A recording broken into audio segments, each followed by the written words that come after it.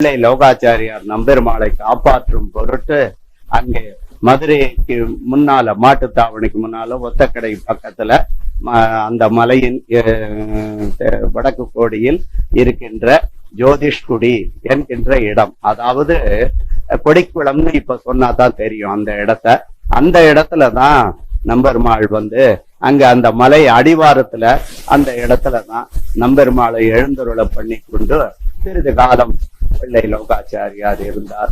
அதற்கு பிறகு திருவனந்தபுரம், அப்படியே கேரளா மற்றும் கர்நாடக மாநிலம் வழியாக அப்படியே திருப்பதி எல்லா இடங்களுக்கும் சென்று இங்கே செஞ்சிக்கு அருகிலே சிங்கவரம் என்கின்ற ஊர் இருக்கிறது. அங்கே இன்றும் கோயில் பிரசித்தி பெற்று அங்கும் ரங்கநாதர் கோயில். அதன் வழியாக மீண்டும் ஸ்ரீரங்கத்திற்கு வந்த நாள் வைகாசி 17. இந்த நல்ல